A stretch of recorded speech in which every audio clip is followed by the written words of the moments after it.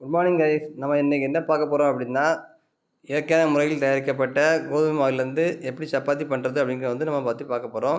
அதுக்காக நம்ம சுவை ஃபுட்ஸில் உள்ள மாவு நம்ம ரெடி பண்ணி எடுத்துருக்கோம். தேவையான அளவு மாவு எடுத்துக்கிறோம். அப்புறம் வந்து தேவையான அளவு உப்பு போட்டு, உப்பு ப்ளஸ் வாட்டர் தண்ணி ரெண்டுமே கலந்து நம்ம வந்து ரெடி பண்ணுறோம். சப்பாத்தி பதத்துக்கு வந்து நம்ம பிசைஞ்சு எடுத்துக்கிறோம். இதை வந்து 5 மினிட்ஸ் இல்லை 10 மினிட்ஸ் நம்ம வச்சுக்கலாம். வைக்க முடியல, தேவைப்படலை அப்படின்னா நம்ம வந்து உடனே வந்து நம்ம எடுத்து நம்ம மேக் பண்ணிக்கலாம், சப்பாத்தி மேக் பண்ணிக்கலாம். இதில் வந்து எந்த விதமான சோடா உப்பு ப்ளஸ் மைதா மாவு எதுவுமே நம்ம ஆட் பண்ணுறதில்ல. அதனால் நம்ம சின்ன சின்ன உருண்டையாக நம்ம உருட்டி எடுத்துக்கிறோம் சப்பாத்தி மாவை. அதை வந்து நம்ம வந்து சப்பாத்தி மாவு மேக் பண்ணுறோம். சப்பாத்தி இடத்துல வச்சு சப்பாத்தி மாவு மேக் பண்ணுறோம். மேக் பண்ண சப்பாத்தியை வந்து நம்ம சாதாரணமான ஃப்ளேமில், அதாவது ஃப்ளேம் கம்மியாக வச்சு நம்ம வந்து மேக் பண்ண போகிறோம். அப்போ தான் சாஃப்ட்னஸ் அதிகமாக இருக்கும். அதே சமயத்தில் நம்ம வந்து கடாயை வச்சுக்கிறோம். ஃப்ளேம் வந்து கம்மி பண்ணி வைக்கிறோம். அதில் வந்து நம்ம சப்பாத்தி வந்து மேக் பண்ண சப்பாத்தி வந்து நம்ம போட்டு வேக வைக்க போகிறோம். ஃப்ளேம் கம்மியாக வச்சு மேக் பண்ணும்போது இன்னும் சாஃப்ட்னஸ் அதிகமாக இருக்கும். நம்ம வந்து சமைச்ச சப்பாத்தியை வந்து நம்ம சர்வ் பண்ண போகிறோம்.